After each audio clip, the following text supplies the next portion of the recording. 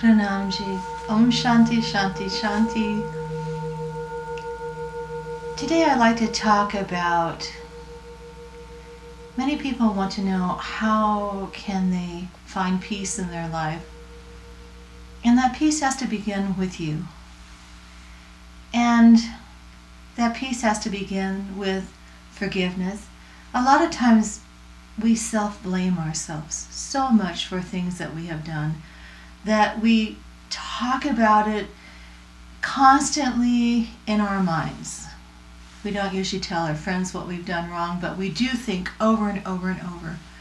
And this anger keeps building and building and building to the point that even when you try to go to sleep, you're constantly thinking of what you did wrong or what someone did wrong to you. And in the morning time you wake up and the first thing that comes back into your mind is this thought. And this thought, you are building karma, more and more karma. You're drawing this negativity towards you. And the way we can stop this is, first of all, you have to forgive that person and you have to forgive yourself. And you go, oh no, I want revenge, or I can't forgive that person. But you can, because Ishwara is inside of you. And God forgives us all the time for things that we do, and He also forgives people for things they do, because most of the time we do things out of ignorance. And people act angrily or lie about you, or you lie about them, or you cheat them, you fight with them, you gossip about them, and you are injuring yourself. So how do we stop this? A good way is, first of all, to take an evaluation of yourself and honestly look at yourself and admit, oh wow, I really do gossip a lot, or I have a lot of hate, or I have a lot of pride, but I also have a lot of love. There's always positive there. The way we stop this is when you go to sleep at night and you can't sleep and you're mad at that person, is to rise above your ego, your small self, and bring Ishwara inside out. And Ishwara, with larger eyes, a bigger heart, with absolute truth, will look at the situation and say, it's okay, it's okay. We all make mistakes. It's okay. You can forgive yourself. And you can forgive yourself. When we incarnate, we're given a vehicle, this body. It's like giving a 10-year-old a car and putting them on the freeway with no instruction. We seem to learn the hard way, all of us, by crashing into another car or getting a flat tire. Same way with our lives. By experience, we learn. And through experience, we gain wisdom.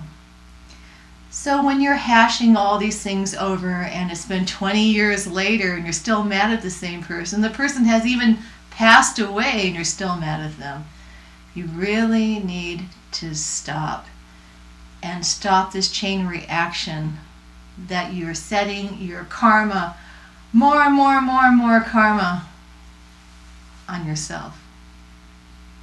And the way we can do this is to replace this negativity and say, I really hate you, but I'm not going to hate you anymore. I'm going to look at you differently. I'm going to try to really understand where you're coming from. And I wish you peace and I wish you wisdom. And when you do that, it diffuses that negative interaction that you're having. And a lot of times that person doesn't even think about you at all. So most of the time it's your own imagination, your own interaction. Just practice this. If you practice this for 90 days, you'll break this bad habit. And if you continue to do this, you'll find peace in your life and you'll see the truth from a different view. Like someone says, if you don't like the view, go up to the top of the mountain and look at the same situation.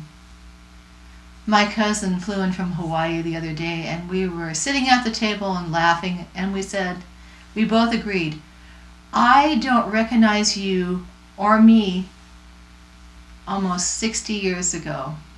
We're not the same people.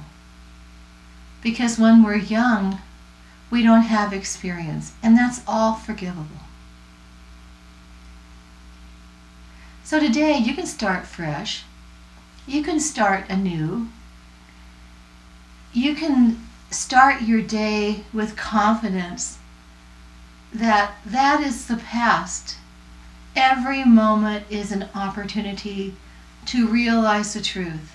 And the more you delay, every moment of an opportunity is lost. You have to remember, all of you are born from Brahman. All of you have Ishwara in you. You have forgotten your divinity. You are divine children. There is not only one divine son or one divine daughter. You are all divine. And you are all loved. And you are all needed.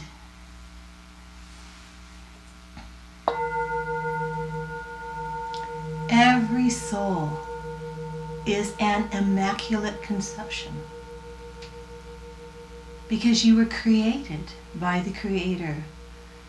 So children, roar, Om, Om, Om. You are the lions and the lioness of Vedanta. Hari Om Tat Sat.